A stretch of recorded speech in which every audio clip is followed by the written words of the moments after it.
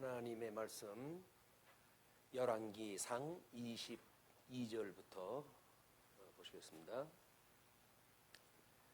22절. 밧세바가 왕과 말할 때에 선지자 나단이 들어온지라 어떤 사람이 왕께 말하여 이르되 선지자 나단이 여기 있나이다 하니 그가 왕 앞에 들어와서 얼굴을 땅에 대고 왕께 절하고 이르되 내 주 왕께서 이르시기를 아도니아가 나를 이어 왕이 되어 내 왕위에 앉으리라 하셨나이까. 그가 오늘 내려가서 수소와 살찐 송아지와 양을 많이 잡고 왕의 모든 아들과 군사령관들과 제사장 아비아다를 청하였는데 그들이 아도니아 앞에서 먹고 마시며 아도니아 왕은 만세술을 하옵소서 하였나이다. 그러나 왕의 종 나와 제사장 사독과 여호야다의 아들 분하야와 왕의 종 솔로몬은 청하지 아니하였사오니 이것이 내 주 왕께서 정하신 일이니까. 그런데 왕께서 내 주 왕을 이어 그 왕위에 앉을 자를 종에게 알게 하지 아니하셨나이다. 다윗 왕이 명령하여 이르되 밧세바를 내 앞으로 부르라 하매 그가 왕의 앞으로 들어가 그 앞에 서는지라. 일단 우리 28절 서는지라. 왕이 이르되 내 생명을 모든 환난에서 구하신 여호와께서 살아계심을 두고 맹세하노라. 내가 이전에 이스라엘의 하나님 여호와를 가리켜 내게 맹세하여 이르기를 내 아들 솔로몬이 반드시 나를 이어 왕이 되고 나를 대신하여 내 왕위에 앉으리라 하였으니 내가 오늘 그대로 행하리라. 밧세바가 얼굴을 땅에 대고 절하며 내 주 다윗 왕은 만세술을 하옵소서 하니라. 이스라엘의 왕위를 잇는 단순한 그 일일 수가 있습니다. 그러나 지금 단순한 그런 그 일을 넘어서 가지고 우리 지난 시간에 솔로몬이 왕위를 올라선 지의 초기 때에는 아가서를 저작을 했다고 그랬고, 그 다음에 중년기에 들어서 가지고 잠언을 이야기를 했고, 그 다음에 노년기에 이르러 가지고 전도서를 썼다고 이렇게 이야기를 했어요. 그래서 시가서 5편 중에 3편이 솔로몬의 이야기입니다. 왜냐하면 솔로몬은 일단 다윗 왕이 그렇게 짓고 싶어 했던 성전을 하나님의 명령에 따라 가지고 솔로몬이 그 성전을 완성을 했어요. 그리고 성전 완성이 다 되고 하나님 앞에 그가 기도하기를 이제 주의 백성들이 하나님의 말씀을 불순종해서 여러 나라에 흩어지게 됐을 때 하나님께서 그들을 감동을 주어가지고 돌아올 마음을 주고 그들로 하여금 기도하게 해서 이 성전을 보고 기도하는 자들마다 다시 돌아오게 하여 주시옵소서라고 하는 일대의 그런 그 기도를 하게 됩니다. 그 이야기는 이스라엘 역사 전반에 대한 그 배경을 놓고 지금 기도를 하는 거거든요. 우리가 어떻게 보게 되면 솔로몬의 개인사지만, 다윗도 물론입니다. 다윗의 개인사지만 이스라엘 전체의 창건이라고 하는 맥락에서 보게 되면 이스라엘 역사를 전체를 배경으로 놓고 지금 섭리가 되어지는 거예요. 솔로몬도 마찬가지입니다. 솔로몬 개인의 역사지만 하나님께서는 그 솔로몬의 역사를 통해 가지고 이스라엘 전반의 역사를 지금 계시를 지금 주춧돌을 놓고 있는 겁니다. 이 창건에 대한 이야기니까. 이 창건이 아니라 지금 이스라엘 분국이 어떻게 될 것인가에 대한 이걸 섭리를 갖다 해가기 때문에 저 다시 회복을 갖다 해가지고 돌아올 곳을 내다오고 지금 이걸 출발을 하는 거예요. 그렇기 때문에 지금 이 솔로몬의 어떤 즉위의 장면, 그리고 거기서 나오는 아도니아와의 관계, 이것은 주보에서 이야기했던 것처럼 잠언의 역사적 배경이라고 이렇게 이야기를 했어요. 물론 잠언뿐만 아니라 뭐 전도서라든지 또는 아가서라든지, 특별히 이제 아가서 같은 경우는 뭐 여기에 나오는 아비새라고 하는 그 여인을 통해 가지고 배경을 넣고 했기 때문에 이 개인의 솔로몬이 경험하고 있는 역사는 그냥 개인적인 역사에 끝나진 않고 이거를 하나님께서 주신 이 특별한 지금 이 계시의 정신을 주어가지고 솔로몬이 지금 시서를 썼기 때문에 그 시서의 배경은 이스라엘 선민국가 전체를 향한 배경사가 됩니다. 그렇기 때문에 지금 뭐 이거는 성경 신학에서만 밝힌 거예요.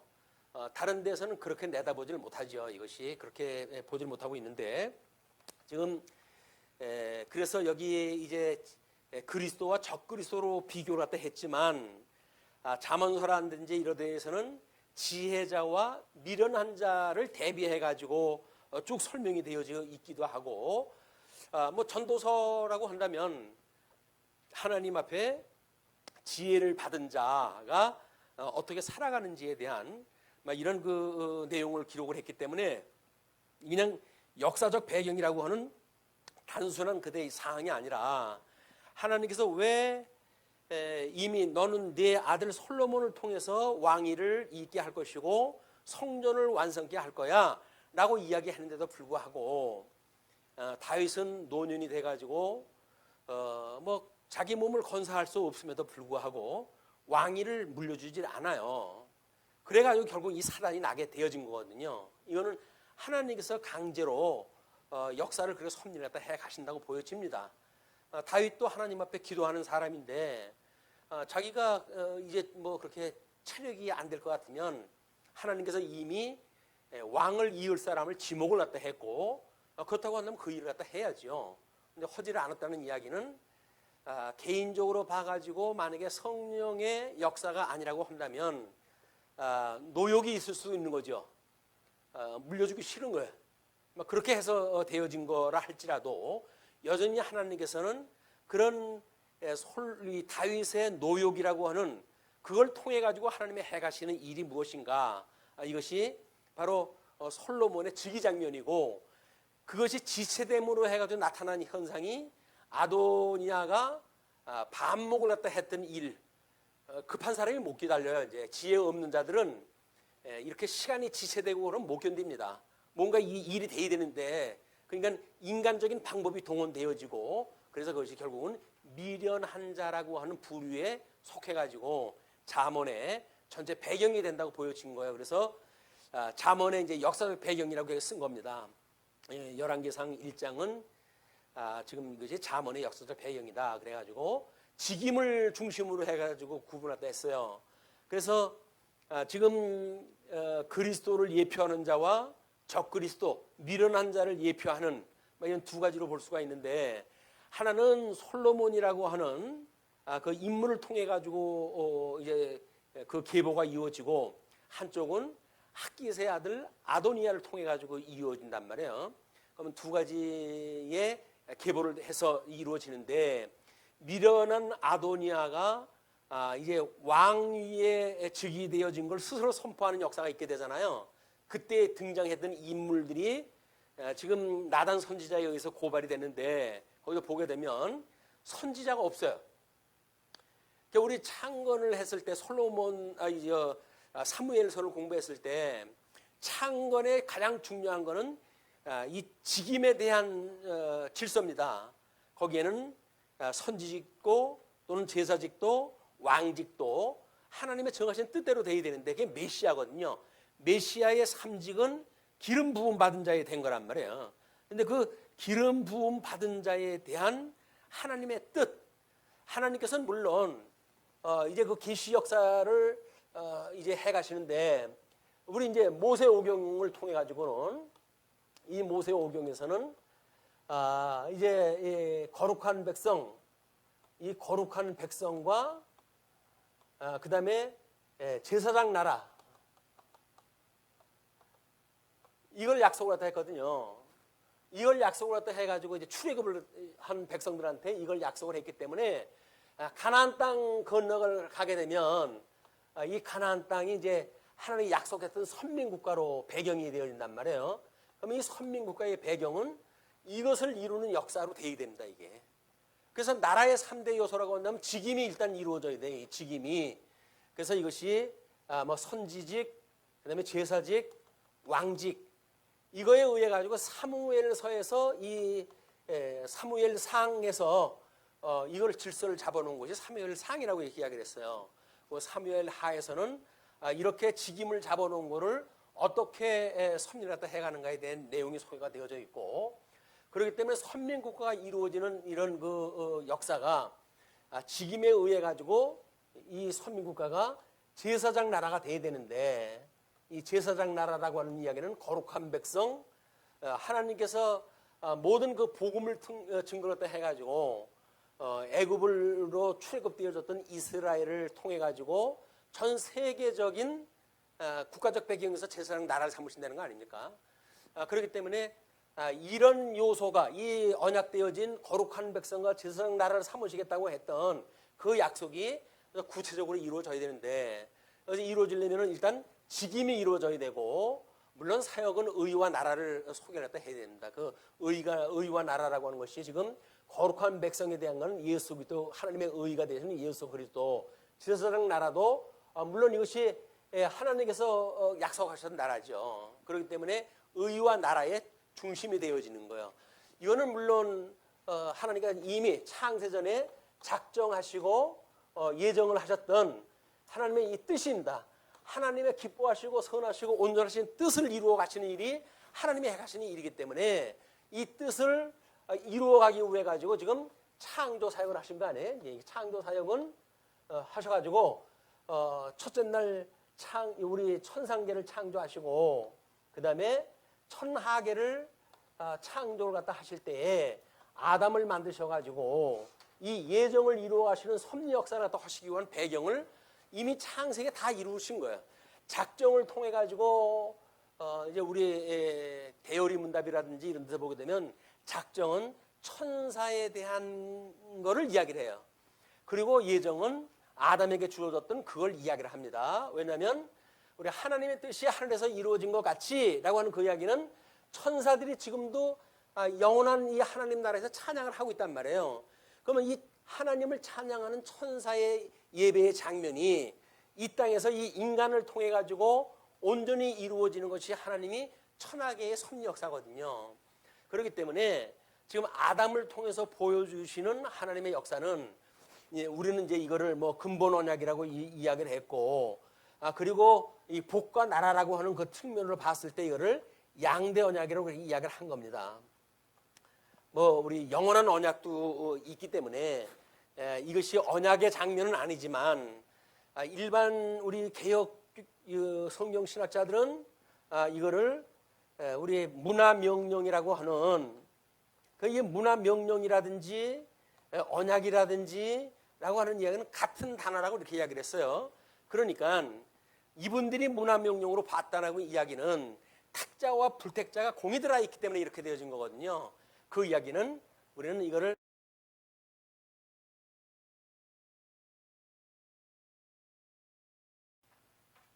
하나님의 말씀 열왕기상 22절부터 보시겠습니다. 22절. 밧세바가 왕과 말할 때에 선지자 나단이 들어온지라 어떤 사람이 왕께 말하여 이르되 선지자 나단이 여기 있나이다 하니, 그가 왕 앞에 들어와서 얼굴을 땅에 대고 왕께 절하고 이르되 내 주 왕께서 이르시기를 아도니아가 나를 이어 왕이 되어 내 왕위에 앉으리라 하셨나이까. 그가 오늘 내려가서 수소와 살찐 송아지와 양을 많이 잡고 왕의 모든 아들과 군사령관들과 제사장 아비아다를 청하였는데, 그들이 아도니아 앞에서 먹고 마시며 아도니아 왕은 만세술을 하옵소서 하였나이다. 그러나 왕의 종 나와 제사장 사독과 여호야다의 아들 분하야와 왕의 종 솔로몬은 청하지 아니하였사오니 이것이 내 주 왕께서 정하신 일이니까. 그런데 왕께서 내 주 왕을 이어 그 왕위에 앉을 자를 종에게 알게 하지 아니하셨나이다. 다윗 왕이 명령하여 이르되 밧세바를 내 앞으로 부르라 하매 그가 왕이 앞으로 들어가 그 앞에 서는지라. 일단 우리 28절 서는지라. 왕이 이르되 내 생명을 모든 환난에서 구하신 여호와께서 살아계심을 두고 맹세하노라. 내가 이전에 이스라엘의 하나님 여호와를 가리켜 내게 맹세하여 이르기를 내 아들 솔로몬이 반드시 나를 이어 왕이 되고 나를 대신하여 내 왕위에 앉으리라 하였으니 내가 오늘 그대로 행하리라. 밧세바가 얼굴을 땅에 대고 절하며 내 주 다윗 왕은 만세수를 하옵소서 하니라. 이스라엘의 왕위를 잇는 단순한 그 일일 수가 있습니다. 그러나 지금 단순한 그런 그 일을 넘어서 가지고 우리 지난 시간에 솔로몬이 왕위를 올라선 지의 초기 때에는 아가서를 저작을 했다고 그랬고, 그 다음에 중년기에 들어서 가지고 잠언을 이야기를 했고, 그 다음에 노년기에 이르러 가지고 전도서를 썼다고 이렇게 이야기를 했어요. 그래서 시가서 5편 중에 3편이 솔로몬의 이야기입니다. 왜냐하면 솔로몬은 일단 다윗 왕이 그렇게 짓고 싶어했던 성전을 하나님의 명령에 따라 가지고 솔로몬이 그 성전을 완성을 했어요. 그리고 성전 완성이 다 되고 하나님 앞에 그가 기도하기를 이제 주의 백성들이 하나님의 말씀을 불순종해서 여러 나라에 흩어지게 됐을 때 하나님께서 그들을 감동을 주어 가지고 돌아올 마음을 주고 그들로 하여금 기도하게 해서 이 성전을 보고 기도하는 자들마다 다시 돌아오게 하여 주시옵소서라고 하는 일대의 그런 그 기도를 하게 됩니다. 그 이야기는 이스라엘 역사 전반에 대한 그 배경을 놓고 지금 기도를 하는 거거든요. 우리가 어떻게 보게 되면 솔로몬의 개인사지만, 다윗도 물론입니다. 다윗도 다윗의 개인사지만 이스라엘 전체의 창건이라고 하는 맥락에서 보게 되면 이스라엘 역사를 전체를 배경으로 놓고 지금 섭리가 되어지는 거예요. 솔로몬도 마찬가지입니다. 솔로몬 개인의 역사지만 하나님께서는 그 솔로몬의 역사를 통해 가지고 이스라엘 전반의 역사를 지금 계시를 지금 주춧돌을 놓고 있는 겁니다. 이 창건에 대한 이야기니까 이 창건이 아니라 지금 이스라엘 분국이 어떻게 될 것인가에 대한 이걸 섭리를 갖다 해가기 때문에 저 다시 회복을 갖다 해가지고 돌아올 곳을 내다오고 지금 이걸 출발을 하는 거예요. 그렇기 때문에 지금 이 솔로몬의 어떤 즉위의 장면 그리고 거기서 나오는 아도니아와의 관계, 이것은 주보에서 이야기했던 것처럼 잠언의 역사적 배경이라고 이렇게 이야기를 했어요. 물론 잠언뿐만 아니라 뭐 전도서라든지 또는 아가서라든지 특별히 이제 아가서 같은 경우는 뭐 여기에 나오는 아비새라고 하는 그 여인을 통해 가지고 배경을 놓고 했기 때문에 이 개인의 솔로몬이 경험하고 있는 역사는 그냥 개인적인 역사에 끝나진 않고 이거를 하나님께서 주신 이 특별한 지금 이 계시의 정신을 주어 가지고 솔로몬이 지금 시서를 썼기 때문에 그 시서의 배경은 이스라엘 선민국가 전체를 향한 배경사가 됩니다. 그렇기 때문에 지금 뭐 이거는 성경 신학에서만 밝힌 거예요.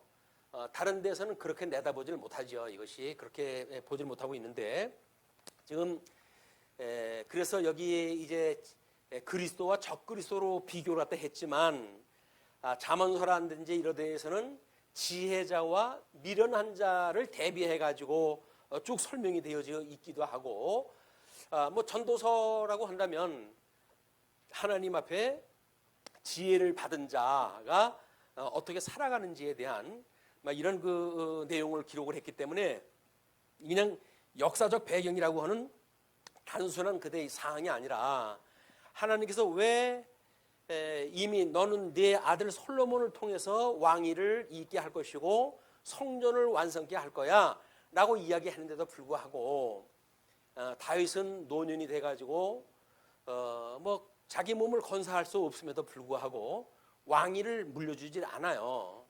그래가지고 결국 이 사단이 나게 되어진 거거든요. 이거는 하나님께서 강제로 역사를 그렇게 섭리를 갖다 해 가신다고 보여집니다. 다윗도 하나님 앞에 기도하는 사람인데 자기가 이제 뭐 그렇게 체력이 안 될 것 같으면 하나님께서 이미 왕을 이을 사람을 지목을 갖다 했고 그렇다고 한다면 그 일을 갖다 해야죠. 근데 허지를 않았다는 이야기는 개인적으로 봐가지고 만약에 성령의 역사가 아니라고 한다면 노욕이 있을 수 있는 거죠. 물려주기 싫은 거예요.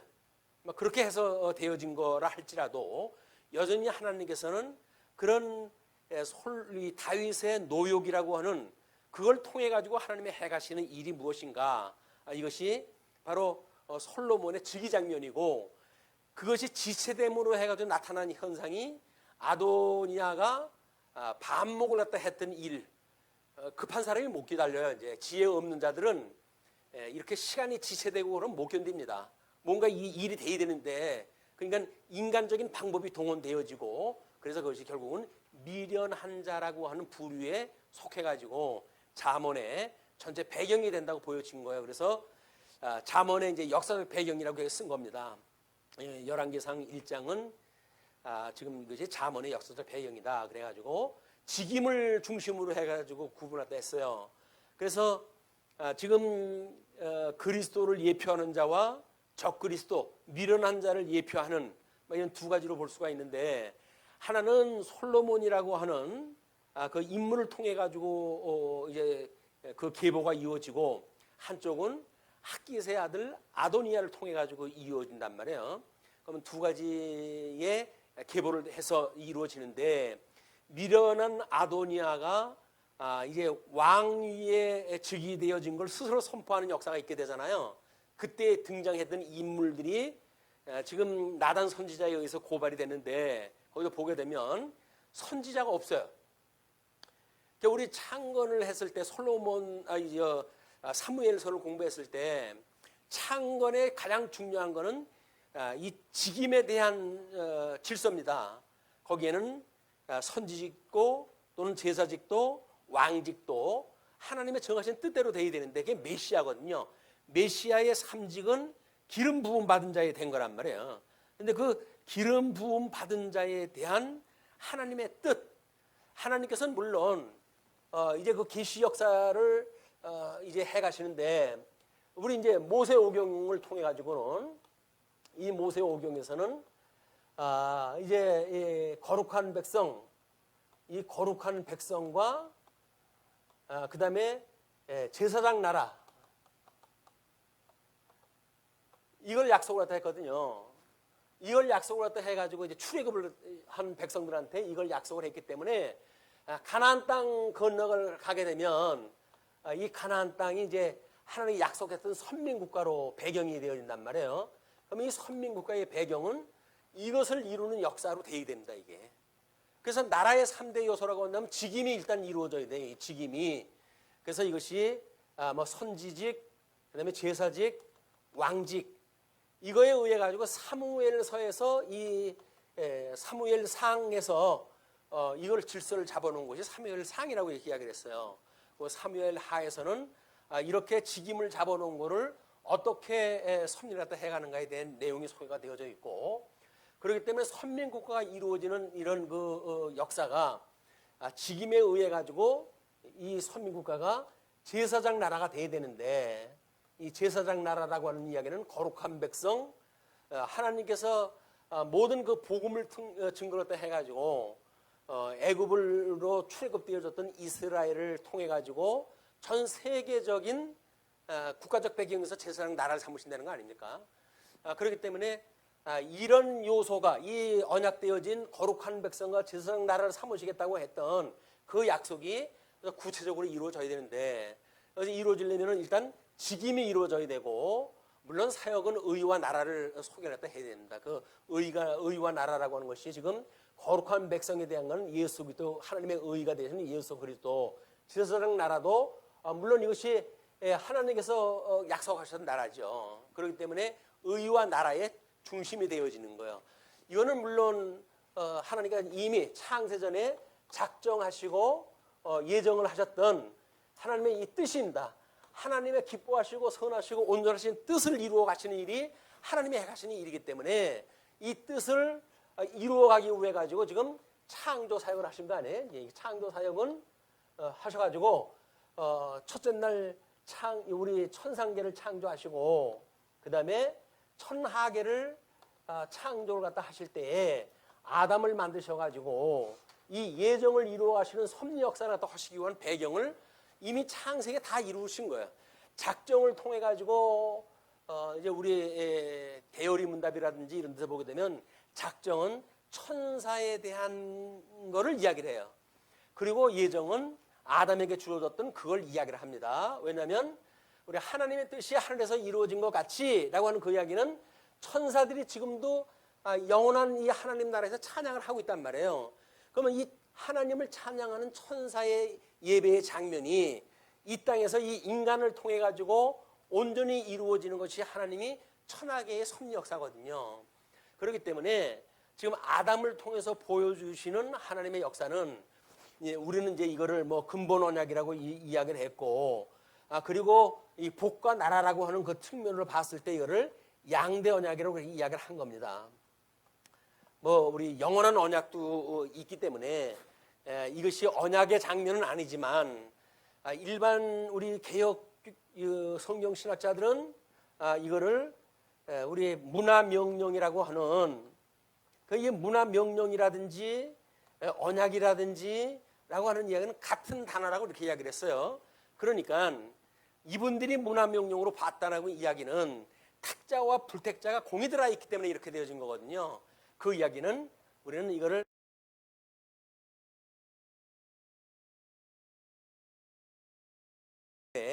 여기 이미 저주라고 하는 것이 내포가 되어져 있고 이 나라도 천국과 지옥이라고 하는 두 나라가 이미 완성이 되어진 거예요. 그러니까 사단이 있는 나라도 있고 천사들이 영원몽도 하나님을 찬양하는 지금 이 천상계의 역사는 있는 겁니다. 근데 이제 천하계를 통해 가지고 아담을 만드시고 아담에게 이런 언약대로 이루어가시는 걸 섭리하시고 위해 가지고 에덴 동산을 창설하시고 그리고 아담을 불러들이신 거예요. 그래서 그 아담으로 하여금 이게 행위 언약과 은혜 언약을 주시고 그걸로 인해 가지고 완전히 이게 망하게 했기 때문에 둘째 아담이신 예수님을 통해 가지고 이걸 이제 이루실 거거든요. 둘째 아담이신 예수님을 통해서 이 은혜 언약을 이루시는 이 장면을 모형적으로 보여줬던 사건이 지금 이스라엘의 선민국가의 역사란 말이에요. 우리는 선민국가의 역사만 볼 것이 아니라 하나님께서 전 성경을 통해서 계시하시는 우주적 배경을 우리가 놓고 이걸 봐가야 큰 그림 틀에서 선민국가, 이스라엘 국가라고 하는 이런 섭리의 의미를 이제 우리가 알게 되어지는 겁니다. 그렇기 때문에 이렇게 새 삼직이 있어야 되고 그리고 이거는 하나님의 나라가 이루어져야 되는데 이 나라는 이미 약속되어지기를 우리 이제 하나님께서 이 선민국가는 창건되어진 하나님의 나라를 분국해 하시고 그리고 다시 이걸 유숙해 하시고 그리고 회복을 갖다 하시는 그것이 에스라, 느헤미야, 에스더서까지 성경의 역사라고 이렇게 이야기를 했어요. 이거의 전반기 역사를 중심으로 해가지고 보통 우리 시가서가 기록이 되어졌고 후반기를 해가지고는 선지서가 이제 기록이 되어진 거거든요. 이건 다 하나님의 뜻이에요. 하나님의 뜻을 찬양의 방식으로 해가지고 계시가 되어졌고 이거는 예언 방식으로 해가지고 되어져 있지만 역사적 배경은 이 선민국가의 전반기 역사냐 후반기 역사냐에 대한 배경의 구분이 갈려진다. 근데 지금은 우리가 열왕기의 내용은 우리 창건 분국의 역사라고 이렇게 이야기를 했잖아요. 그러니까 이건 상반기의 역사란 말이에요. 상반기 역사에 어떻게 하나님께서는 지금 뭐 잠언에서 이야기했던 것처럼 지혜로운 자를 통해 가지고 하나님의 의를 이루어 하시고 그리고 그러하여금 제사장 나라를 완성해 갈 것인가 라고 하는 것을 우리 솔로몬은 시가서를 쓸 때 잠언을 쓸 때 이 배경을 갖다 해가지고 본 거예요. 이 역사를. 그러니까 우리는 이미 시가서를 배경으로 해가지고 전체에 잠언이 봤던 잠언을 통해서 봤던 솔로몬의 그 생각을 우리가 이미 다 확보가 되어졌고 그렇다고 한다면 그를 묶어가지고 설명하다 할 수가 있는 거예요. 그래서 지금 왜 이 분국의 역사를 설명을 할 때 이 솔로몬으로 하여금 이런 그 지금 아도니아의 반역 사건으로부터 이 역사가 풀어져 나가는가라고 하는 그 이야기는 지혜로운 자와 미련한 자를 통해 가지고 하나님께서 이 북쪽 이스라엘은 우리가 이 북쪽의 이스라엘을 우리 요셉의 11 형제의 불순종을 통해 가지고 불순종을 이야기를 했고, 그 다음에 남쪽 유다에 대한 단독 범죄를 통해 가지고 이미 우리 그 범죄 사항을 확인했다 했단 말이에요, 창세기에서. 근데 이것이 결국은 출애굽기서부터 시작을 해가지고 모세 오경을 거쳐서 이제 가나안 땅에 들어가게 될 때, 가게 될 때 형제에 대한 거는 지금 우리 요셉에 의해 가지고 이 여호수아에 의해 가지고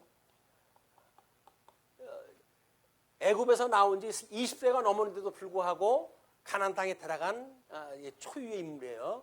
그 다음에 여기에서 갈렙이라고 하는 유대 지파를 통해 가지고 하나님께서 2명을 대표로 들어가게 합니다, 가나안 땅을. 그 이야기는 이 사람들이 들어와 가지고 결국은 이제 우리 뭐 사사기 출애굽기 여호수아 사사기가 끝나고 룻기로부터 해서 사무엘상으로 해가지고 쭉 배경이 연결되어지면서 12지파가 다 차지했지만 이제 분국이 되어질 때 이것이 어떻게 영향을 미칠까가 이미 배경이 이미 있던 거예요, 이게. 그러니까는 이거는 북이스라엘로 이런 남유다로 해가지고 나라가 나뉘어지는 거예요, 이게. 그러니까 이 나라가 나뉘어지는 이 문제도 뭐 이렇게 불가피해가지고 여로보암이 이제 뭐 솔로몬하고 갈등이 있어가지고 그런 일이 벌어졌다든지 이런 어떤 현상적인 이유를 가지고는 설명이 안 돼요.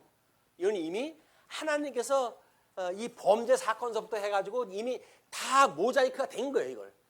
우리는 이 성경 전체를 아우러 보니까 하나님께서 이렇게 분국이라고 하는 그 이야기는 여로보암과 르호보암의 현상적 갈등에 의해서 만들어지는 이런 지엽적인 사건이 아니라 하나님께서 이 분국이라고 하는 사건을 통해 가지고 예수 그리스도의 고난사, 하나님이 앞에 불순종되어진 백성들이 어떻게 하나님 앞에 저주를 받았기 때문에 하나님의 아들이신 독생자인 예수님이 오셔가지고 우리들의 모든 죄를 대신하시고 고난을 당해야 되는지 이걸 이제 설명이 되어진단 말이에요, 이래야. 그래야 여기서 우리 복음을 만날 수가 있는 거야. 복음을 만나가지고 우리 주님의 그 고난사를 이스라엘 역사를 통해서 확인되어지고, 이스라엘 고난사 그다음에 우리 이제 역대기에 가게 되면 뭐 거의 배경이 같아요. 이스라엘 역사가 뭐 열왕기의 내용이나 역대기 내용이나 비슷해요.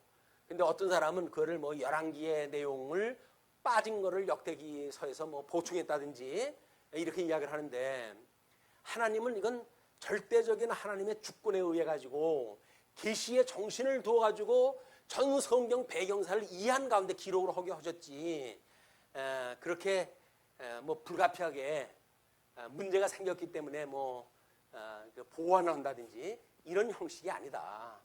그건 인간들이 생각했을 때 이야기지, 하나님은 이미 저 창세기를 기록하게 하셨을 때 요한계시록을 내다보고 다 기록으로 하게 하신 거예요. 그래서 창세기의 역사나 요한계시록의 그 역사나 그 구조가 같은 겁니다. 어떻게 천상에서 예비하는 장면이 무엇인지 막 그런 것도 전부 창세기에서 나왔던 내용들이거든요.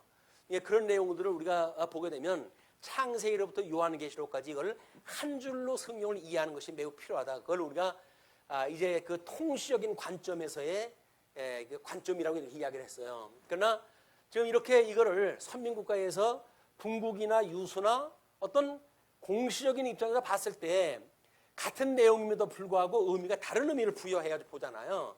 이것은 하나님께서 우리들한테 계시의 정신을 주어가지고 공시적인 감각을 주셨다, 이거를. 그렇기 때문에 지금 삼직에 대한 이야기라든지 하는 것이 여기서 지금 사무엘서에서 나온 것이 마태복음에 가면 그대로 연결이 되는 거 아닙니까? 이것이 사도행전을 지나가지고 우리 서신서에 가게 되면 이걸 그대로 주님의 몸된 교회에서 이것이 이루어져요. 그렇기 때문에 이것이 성경 전체를 통해서 관통하고 있는 주제라고 하는 걸 우리가 알 수가 있는 겁니다. 그런 맥락으로 우리가 이해를 하게 되면 지금 선지자의 나단 선지자가 지금 이렇게 고발을 했을 때 아도니아가 지금 이렇게 반기를 들고 왕의 만세를 불렀다고 하는 그런 그 사건에서 선지자가 빠졌다는 이야기는 삼직이 완성되지 아니한, 그래서 군대 장관, 전력이 상당히 강화되졌던 그런 군대 장관을 자기 편 먹고 일을 갖다 해간다는 이야기가 인간적인 생각에 의해서 밀어난 자가 만들어간 역사로 이해를 할 수가 있는 겁니다. 자, 그럼 이제 그런 배경을 가지고 읽어 나가시면 특별히 그런 거 이제 눈에 더 확실하게 보일 거예요. 그래서 22절에 밧세바가 왕과 말할 때에 선지자 나단이 들어온지라. 이거는 우리 전 시간에 밧세바와 나단이 지금 입을 맞췄잖아요.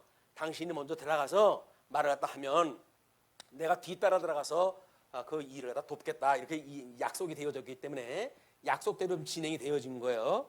그래서 어떤 사람이 지금 왕께 말하여 이르되, 그건 이제 수립되어져 있던 종이겠죠. 그러니까는 선지자 나단이 여기 있나이다 하니까 그가 왕 앞에 들어와서 얼굴을 땅에 대고 왕께 절하고 경배하는 모습의 신하가. 그러니까 지금 예우를 착실히 가린다는 이야기는 사람으로 하여금 긴장케 만드는 일입니다. 이게 다윗 왕이 지금 병들고 그랬지만 백전노장 아닙니까? 백전노장이기 때문에 나단 선지자가 지금 하나님 앞에 계시를 받고 들어온 것도 아니잖아요. 이제 이때는 다만 자기의 사견을 가지고 이야기를 하려고 하는 입장이기 때문에 여호와 앞에, 이제 우리 다윗 앞에 얼굴을 땅에 대고 왕께 절을 갖다 해요.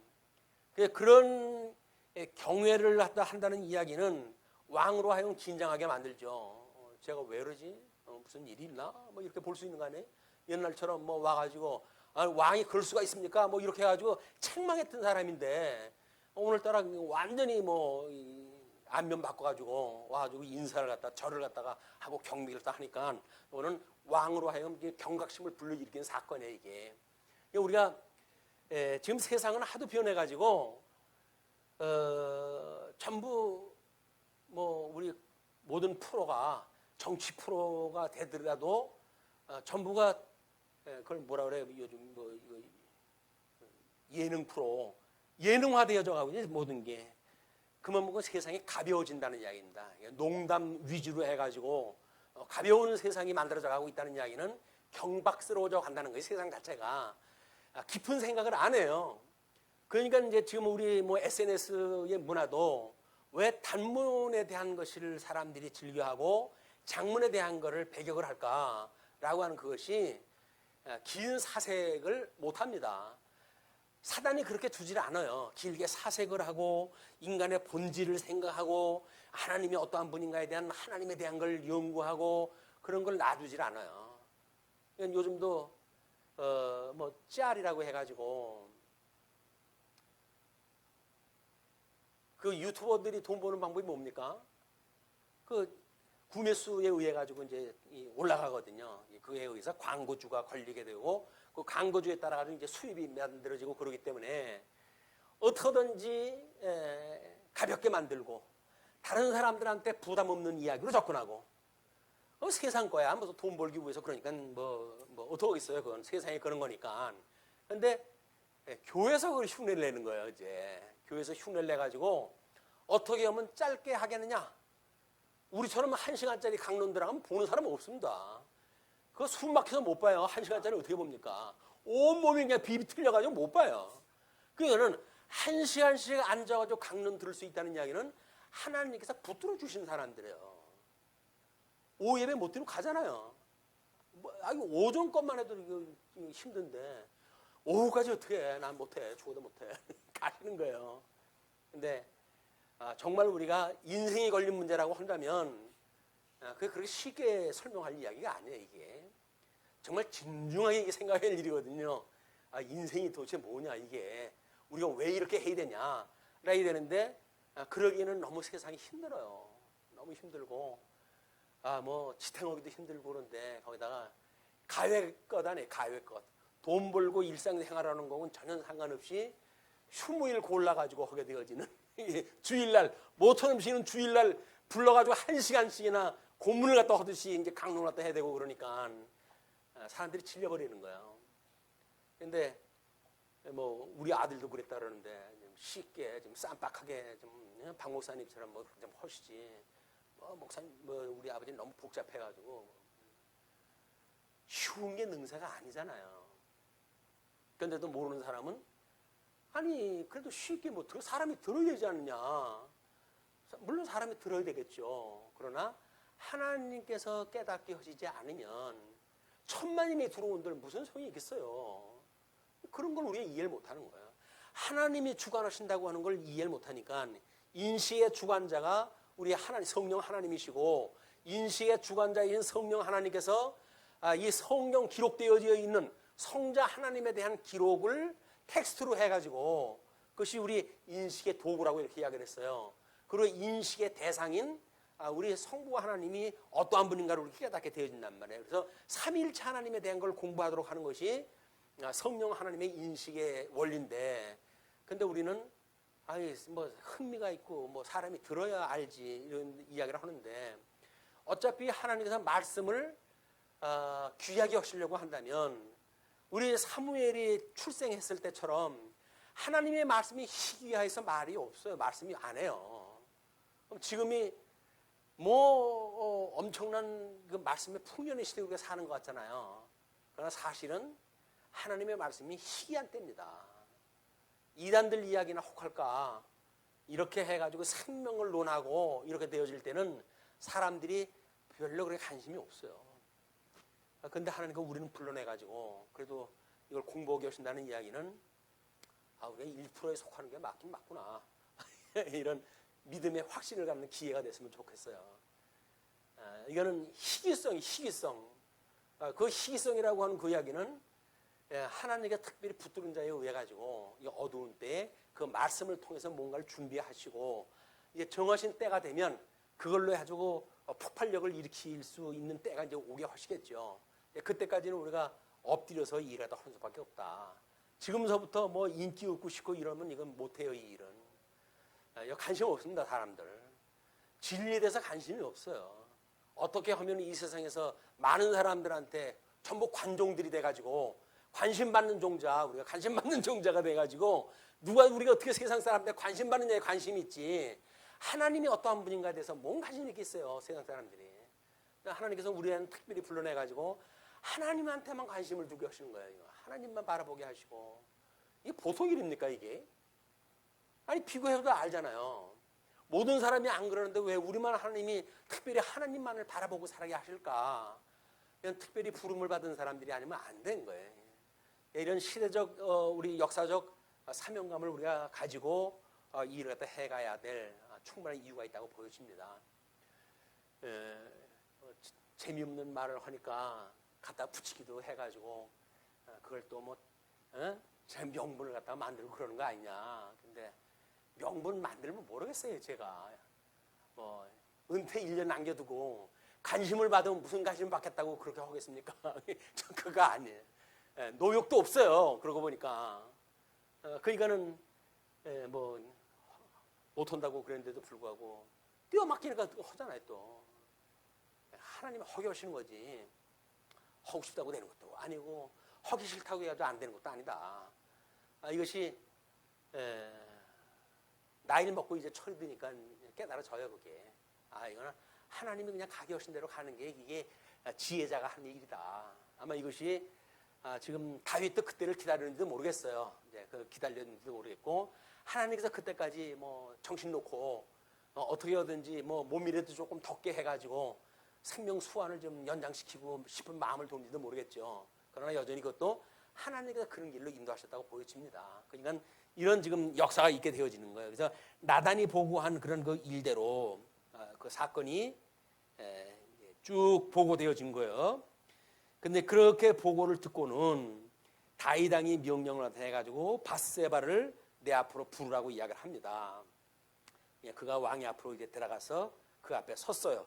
그랬더니 왕이 이르되 내 생명을 모든 환난에서 구하신 여호와께서 살아계심을 두고 맹세한다. 이 다윗의 가장 큰 강점은 체험적 신앙인 것 같아요. 목동 생활을 할 때로부터 그 험한 짐승들을 자기가 맡고 있는 양떼를 지키는데 그걸 문멜도를 통해 가지고 전부 내쫓았고 자기 수하의 그 양들을 갖다 지켰던 그 다윗이거든요. 그러니까 그 전쟁에 나가서도 너는 창과 검으로 나에게 나오지만 나는 살아계신 하나님의 이름으로 너에게 나간다라고 해가지고 돌멩이 하나 들고 나가지고 이긴 거 아닙니까? 그 체험이 다윗으로 하여금 그 어려운 난관을 다 극복하게 되어진 약이 된 거예요. 약이. 아니 뭐 목동 출신인데 내가 하나님 왕을 세우시겠다고 기름을 부어주셨잖아요.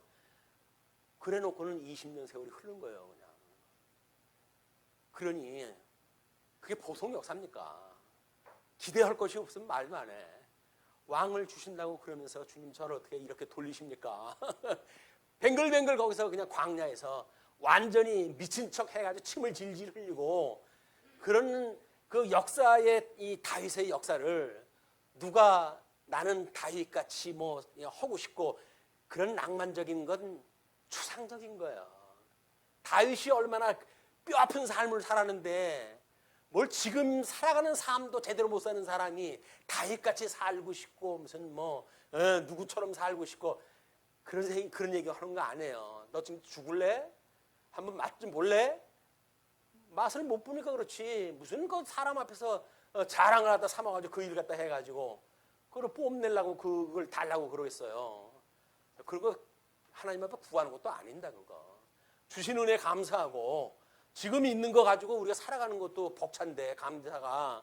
근데 무슨 이걸 주세요 저걸 주세요 라고 할 이유가 뭐가 있겠어요. 근데 요즘은 뭐 어떻게 사람들한테 관심 받는 노래 가사라도 만들려고 한다면 그렇게 해야 또 이게 노래가 팔릴 거 아니겠어요. 그러니까 복음성가에 자칫 우리가 빠지게 되면 사람들의 인성에 어떤 자극을 주기 위한 노래들 막 이런 것들이 많다. 물론 성령의 감동을 받아서 쓰는 사람도 있겠죠. 그러나 왜 그렇게 경박스럽고 박자가 빨라지고 이렇게 사람들로 하여금 혼을 빼는 일들이 벌어지는가라고 하는 그 이야기는 이성적 기능을 마비시키는 그 감성적 요소가 있는 거예요. 우리 뭐 장로님 그 가지고 먼저 한번 설명을 또 해가지고 경계를 갖다가 하셨는데 보통 문제 아니에요 사실은. 그런 감정 문제에 우리가 빠지게 되면 얼마든지 우리는 이 뜨거운 마음 가지고 뭘 할 수 있는 것 같죠.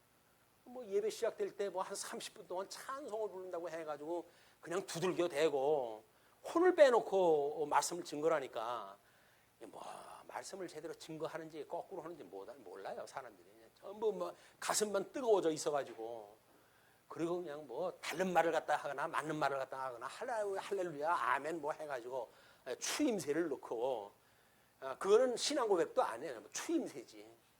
왜? 요즘에 그 예능 프로에서 뭐가 필요해요? 리액션이 필요하잖아요. 말을 갖다 하게 되면 큰 뭐 반응들 보여야 프로가 살잖아요. 근데 돈 주고 거기 이 등장을 갖다 시켜놨더니 뭐 그런 걸 갖다 진지하게 접근을 갖다 해가지고 재미없게 만들고 그러면 그냥 돈 주고 그 일 시키겠어요? 바로 잘려버리지. 그러니까 자기 마음에 없는데 리액션을 갖다 해야 돼요. 그냥 뭐 액션을 크게 해가면서 그냥 그렇게 해가지고 그게 전부 거품이에요. 거품, 허풍. 속이 텅텅 비어있는 바깥에 해가지고 뭐 아까 집사님이 그런 이야기를 하더라고요.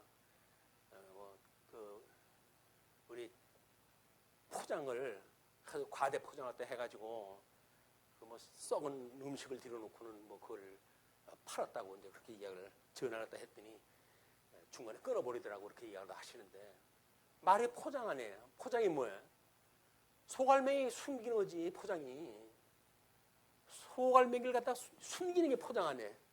그걸 요즘은 그 과대 포장이 돼가지고 이게 더 심한 포장이 됐으니까 그렇지 원래 포장은 숨기는 거예요. 포장하는 거예요. 그 장자가 뭐 감칠장자인가요? 뭐예요? 싸가지고 감추는 거 속에 걸 내용을 보관하고 뭐 그런 일이니까. 그러니까 어차피 포장이라는 용어가 그렇듯이 지금도 뭐 강의를 하다가 강의하는 사람들이 전부 포장을 하는 거예요. 뭘로?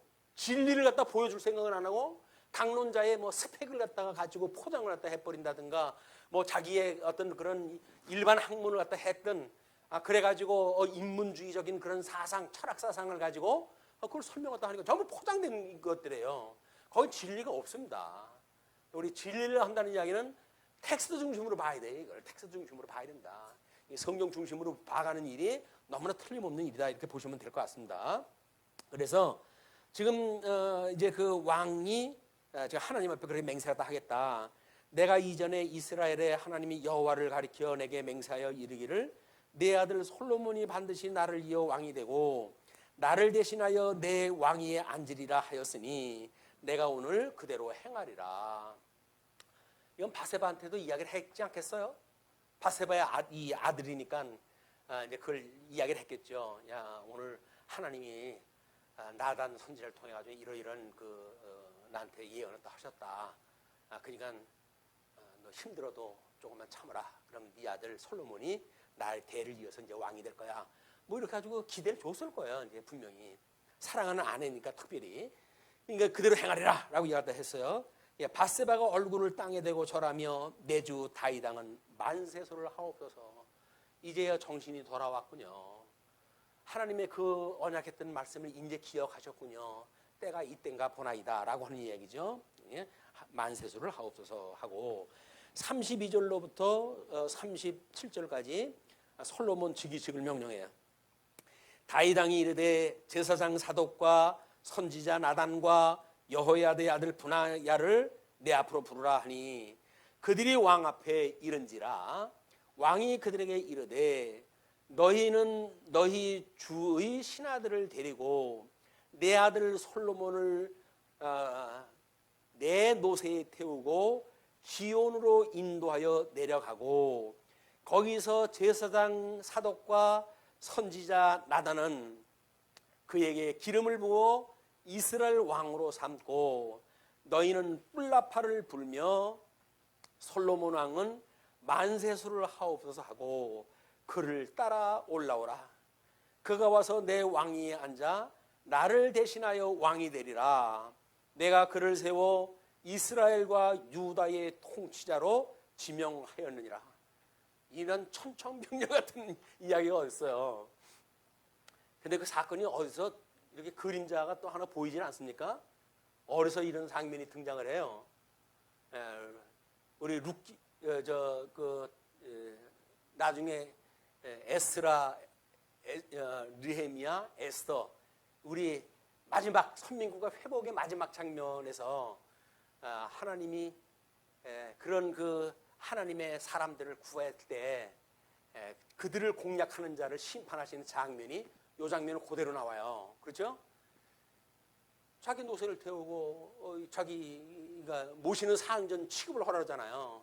자기가 왕으로 이제 하려고 기둥까지 다 세워놓고 이거 죽일 준비가 다 돼 있는데, 그런데 하나님께서는 그로 하여금 반인에게 이 역전의 그 역사를 섭리해 가십니다. 그래서 하나님께서 혹시 이 분국이라고 하는 비극의 역사를 설명을 할 적에 왕위를 세울 때 이 회복의 역사를 내다보고 그 배경을 혹시 넣으셨을까라는 걸 한번 생각해 볼 수가 있어요. 그리고 만약에 우리가 에스더서를 공부할 때 하나님께서 나라를 분국시키셨을 때 이 솔로몬으로 해가지고 왕위를 삼았을 때 이런 일이 있었는데 라고 우리가 돌이켜 보게 되면 감개가 무량하지 않을까 이런 생각이 듭니다. 자, 그러면서 32절로부터 이제 즉위식을 하는 거예요. 다윗 왕이 이르되 제사장 이제 그렇게 해서 하라라고 명령을 할 때 했어요. 그럴 때 그 36절 여호야다의 아들 분하야가 왕께 대답하여 이르되 아멘. 내 주 왕의 하나님 여호와께서도 이렇게 말씀하시기를 원하오며 또 여호와께서 내 주 왕과 함께 계신같이 솔로몬과 함께 계셔서 그의 왕위를 내 주 다윗 왕의 왕위보다 더 크게 하시기를 원하나이다 하니라. 하나님 앞에 이제 이 기름을 붓고 분하야의 그는 지금 그 솔로몬 계열에 있는 여호야다의 아들로서의 군대 장관이에요. 그렇게 해가지고 군 통수권자니까 이제 이게 완전 그 제국의 통수권자는 물론 다윗이지만 이제 왕위가 소울로몬에게 넘어가지만 여전히 그 장군으로서의 그 통치권을 가지고 있는 사람은 군대 장관이란 말이에요. 근데 군대 장관이 그걸 선언을 갖다 하는 거예요. 그렇다고 한다면 그 반대편에 있던 요압이라든지 이런 자들을 이미 견제하는 거죠.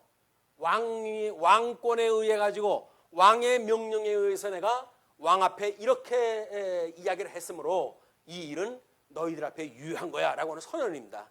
너희들 만약에 함부로 까불게 되면 왕의 명령으로 너희들은 다 죽여 라고 하는 이야기예요. 이게 하나님의 말씀의 엄입니다. 다윗이 비록 늙었지만 왕 아니에요. 왕의 고난이라고 하는 건 왕이 좀 물려줘야 되는 일이기 때문에 지금 이 일이 그렇게 되어진 겁니다. 그러므로 38절로부터 40절 기름 부음을 이제 솔로몬이 받게 돼요. 제사장 사독과 선지자 나단과 여호야다의 아들 분하야와 이것이 솔로몬 계열의 삼직을 가진 이제 기름 부음 받은 자라고 했어요. 그렛 사람과 블렛 사람이 내려가서 솔로몬을 다윗 왕의 노새에 태우고 인도하여 기온으로 가서 제사장 사독이 성막 가운데에서 기름 담은 뿔을 가져다가 솔로몬에게 기름을 부으니 이에 뿔나팔을 불고 모든 사람이 솔로몬 왕은 만세수를 하옵소서 하니라. 물론 우리 제일 첫 번째 시간에 그 계보를 솔로몬의 그 계보를 쭉 설명을 했죠. 다윗 왕의 계보를 그렇게 이야기했듯이 육신적으로 봤을 적에는 왕위의 자격이 있는 사람이 그걸 주장을 했겠죠. 그러나 인간적인 방법에서 이게 되어져 가는 것이 아니다라고 하는 우리 족보에 보는 방법은 마태복음에서 삼직을 통해 가지고 이걸 소개했던 그 계보가 있는가 하면 누가복음에서는 사람이 아는 대로라고 하는 계보를 통해 소개한 내용들이 있어요. 이것도 마찬가지로 이제 우리 역사 중반기에 들어가게 되면 이제 그 하나님께서 예레미야를 통해서 약속했던 대로 저주를 인해 가지고 왕의 아들들이 다 없어져야 되는 사건이 있고 그럼에도 불구하고 마태복음에서 왕위가 이어지는 역사가 소개가 되어지거든요. 그 이야기는 이 두 가지, 하나는 왕통에 의해서 되어지는, 하나는 법통에 의해서 이루어지는 것이 있는 거예요. 이게 그러니까 지금 비록 우리 그 아도니아가 왕위를 이제 뭐 욕심을 냈지만 이건 법통으로 해가지고 인정되어졌던 일이기 때문에 그게 가능했던 일이다. 그러나 하나님께서는 지금 이런 왕통에 의해서 그 일을 이루어 가신다고 하는 두 가지 측면을 보셨으면 좋겠어요. 자, 그리 놓고 이제 41절로 마지막 절 38절로 40절까지 기름 부음을 솔로몬이 받고 41절로 끝까지 아도니아의 음모 실패와 솔로몬의 관영이 이제 소개가 되어져요. 극적인 사건입니다. 아도니아가 그와 함께한 손님들이 먹기를 마칠 때에 다 들은지라 요압이 뿔나팔 소리를 듣고 이르되 어찌하여 성읍 중에서 소리가 요란하냐 말할 때에 제사장 아비아달의 아들 요나단이 오는지라 아도니아가 이르되 들어오라 너는 용사라 아름다운 소식을 가져오는도다. 요나단이 아도니아에게 대답하여 이르되 과연 우리 주 다윗 왕이 솔로몬을 왕으로 삼으셨나이다. 왕께서 제사장 사독과 선지자 나단과 여호야다의 아들 분하야와 그렛 사람과 블렛 사람을 솔로몬과 함께 보내셨는데 그들 무리가 왕의 노새에 솔로몬을 태우다가 제사장 사독과 선지자 나단이 기온에서 기름을 부어 왕으로 삼고 무리가 그것에서 올라오며 즐거워하므로 성읍이 진동하였나니 당신들에게 들린 소리가 이것이라. 자기네들은 지금 그걸 가지고 만끽하고 있었는데 이제 대반전이 일어난 거예요. 또 솔로몬도 왕자에 앉아 있고 이거는 또라고 하는 그 이야기는 앞에 배경과 다르게 이제 등장되어지는 겁니다. 또 솔로몬도 왕자에 앉아 있고 왕의 신하들도 와서 우리 주 다윗 왕에게 축복하여 이르기를 왕의 하나님이 솔로몬의 이름을 왕의 이름으로 더 아름답게 하시고 그의 왕위를 왕의 위보다 크게 하시기를 원하나이다 하며 왕이 우리 침상에서 몸을 굽히고 또한 이르시기를 이스라엘의 하나님 여호와를 찬송하리로다. 여호와께서 오늘 내 왕위에 앉을 자를 주사 내 눈으로 보게 하셨도다 하셨나이다 하니 이제 그때까지는 뭐 정신이 없이 있다가 솔로몬을 왕위로 세워놓고 하나님의 언약이 지금 이루어진 거 아니에요. 극적인 사건으로 이제 언약이 이루어졌는데 그거를 하나님을 찬송하게 되어집니다. 아도니아와 함께 한 사람들이 다 놀라 일어나 각기 갈 길로 간지라. 이건 사형이에요. 사형이에요. 다 도망가 버렸어요. 그런데 아도니아도 솔로몬을 두려워하여 일어나 가서 제단불을 잡으니 이제 피한처인 거기에서 이제 제단불을 갖다 붙드는 거예요. 제단불을 붙잡고 어떤 사람이 솔로몬에게 말하여 이르되 아도니아가 솔로몬 왕을 두려워하여 지금 제단불을 잡고 말하기를 솔로몬 왕이 오늘 칼로 자기 종을 죽이지 않겠다고 내게 맹세하기를 원한다 하나이다. 솔로몬이 이르되 그가 만일 선한 사람일진데 그의 머리털 하나도 땅에 떨어지지 아니하려니와 그에게 악한 것이 보이면 죽으리라 하고 사람을 보내어 그를 제단에서 이끌어내리니 그가 와서 솔로몬 왕께 절하매 솔로몬이 이르기를 내 집으로 가라 하였더라. 이제 왕위에 올라서게 되면 관용을 일단 베푸는 거예요. 선정을 베풀겠다고는 선언이고 그것이 다른 사람들로 하여금 맹세케 하는 그런 그 일이기도 합니다. 자, 그러면서 2장 1절로 9절 보게 되면 다윗이 유언을 갖다 해요. 다윗이 죽을 날이 임박하매 그의 아들 솔로몬에게 명령하여 이르되 내가 이제 세상 모든 사람이 가는 길로 가게 되었노니 너는 힘써 제장부가 되고 내 하나님 여호와의 명령을 지켜 그 길로 행하여 그 법률과 계명과 율례와 증거를 모세의 율법에 기록된 대로 지키라. 그리하면 내가 무엇을 하든지 어디로 가든지 형통할지라. 이제 여기서 그 하나님의 의가 나오는 겁니다. 이 의대로 행해야 네가 통치하고 있는 그 나라가 온전히 될 것이다 그 이야기예요. 그 이야기는 뭐예요? 그 반대편 이야기는 불순종을 하게 되면 너희 나라는 망할 거야 그 이야기예요. 이것이 지금 이 유수의 역사로 이제 이루어질 것이고 선지자들이 끊임없이 나가서 너희들이 지금 망한 것은 이렇게 하나님께서 주셨던 약속을 어겼기 때문에 그렇다. 그 불순종으로 인해 가지고 그랬지만 약속이 하나 또 남아져 있으니 왕께 돌아오는 자들마다 하나님께 돌아오는 자들마다 하나님께서 그를 회복한다고 하는 약속이 남았으니 너희들은 이제 하나님께로 돌아가자라고 했던 것이 선지자들의 예언이라고 이야기를 했어요. 그 역사를 배경으로 지금 쭉 보여지고 있는 겁니다. 그러면서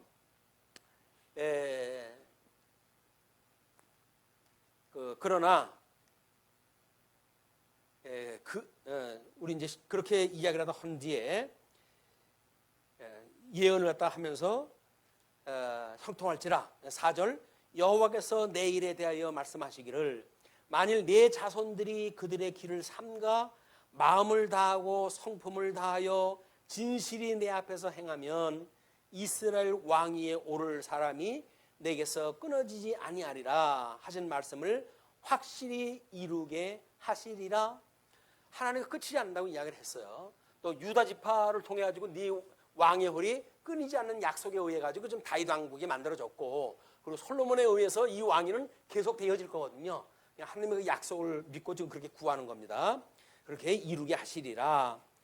수루야의 아들 요압이 내게 행한 일 곧 이스라엘 군대의 두 장관 두 사령관 넬의 아들 아브넬과 예델의 아들 아마사에게 행한 일을 내가 알거니와 그가 그들을 죽여 태평시대의 전쟁의 피를 흘리고 전쟁의 피를 자기의 허리에 띤 띠와 발에 신은 신에 묻혔으니 내 지혜대로 행하여 그의 백발이 평안히 스올에 내려가지 못하게 하라. 요압이 다윗이 힘을 잃었을 때 완전히 다윗을 가지고 놀잖아요. 이제 말도 잘 안 듣고 뭐 명령을 내리면 지 맘대로 하고 이런 일이 있었는데 결국 죽을 때 유언으로 솔로몬한테 그걸 남겨요. 저 잘못 두게 되면 너도 이제 치받을 놈이다. 그러니까는 곱게 죽지 않도록 네가 해라. 그 이야기는 뭐야? 어떻게든지 지혜롭게 하라는 이야기로 봐가지고는 명분이 만들어지게 되면 용서하지 말고 제거시켜라, 그런 그 이야기예요. 마땅히 길르앗 바르실레의 아들에게 은총을 베풀어 그들이 내상에서 먹는 자 중에 참여하게 하라. 자기한테 이제 했던 사람들, 이런 사람들한테는 내가 내 형 압살롬의 낯을 피하여 도망할 때에 그들이 내게 나왔느니라.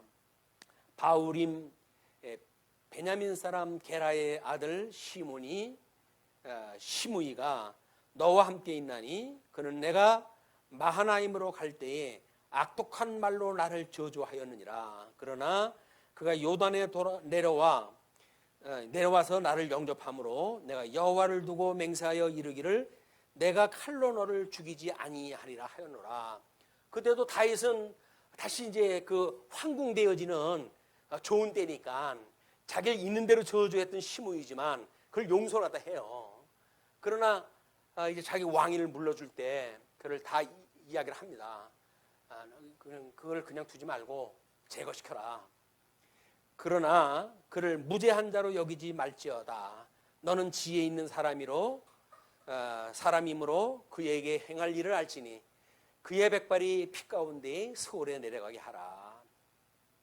그리고 10절로 12절 다윗의 죽음이 소개가 되어집니다.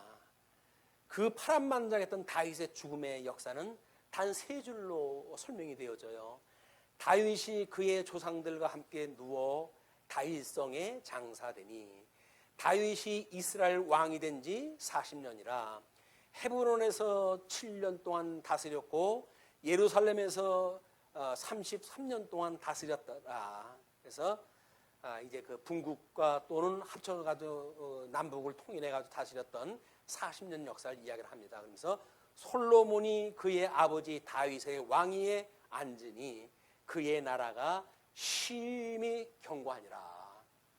지혜의 솔로몬을 하나 들으셔가지고 초창기 때는 그렇게 해가지고 솔로몬을 이제 통해가지고 이 성전을 지어야 되니까 솔로몬 성전 지을 때까지는 다전 총기가 있게끔 만들어가지고 대단한 그런 그 역사를 해가게 합니다. 이제 그러다가 점점 망령이 들어가지고 이방 여자를 갖다 취하기 시작을 하고 우상들을 끌어들여오고 자기가 지었던 성전에 이루 말할 수 없는 우상 덩어리를 갖다 세워놓음으로 해가지고 결국은 이 분국의 역사에 씨를 뿌리게 되어지는 이런 비극의 역사에 아비가 되어지는 모습을 보게 되어집니다. 이제 앞으로 계속되어진 역사를 통해서 우리 파란만장한 이스라엘의 역사 살펴보시기라고 오늘 말씀 줄이죠. 기도하시겠습니다. 자비로우신 우리 하나님 아버지 은혜를 감사합니다. 인생만사 우리 하나님께서 다 정하신 대로 또 창세전에 작정하시고 예정하신 대로 모든 만사를 이루시는 하나님이심을 우리가 성경을 통해서 매일같이 확인하고 있습니다. 그럼에도 불구하고 현실 속에서 우리가 어려울 때, 힘들 때, 낭망될 때 우리는 그 영원하신 하나님을 생각지 아니하고 우리가 우리의 눈을 들어서 하늘을 봐야 될 텐데 우리의 발끝을 내려다봄으로 해가지고 결국은 시험에 들고 우리의 걸림돌에 걸리는 이런 우를 범하고 합니다. 우리 하나님 저희들을 불쌍히 여기시고 끊임없이 온전케 하시는 예수 그리스도를 바라보고 살아갈 수 있도록 인도하여 주옵소서. 지혜와 명철을 허락하셔서 이 어려운 때 하나님의 사람으로 살아가기에 부족함이 없도록 늘 경성케 하시고 하나님의 말씀을 묵상하고 일용할 양식을 삼을 수 있도록 늘 인도하시기를 빕니다. 이제 우리 흩어지는 시간입니다. 오가는 시간도 주님께서 함께하여 주시고 흩어져 있는 한 주 동안도 은혜의 장정 아래 저희들 두시옵기를 비옵고 우리를 후원하신 우리 주 예수 그리스도의 이름으로 기도하옵나이다. 아멘. 하늘의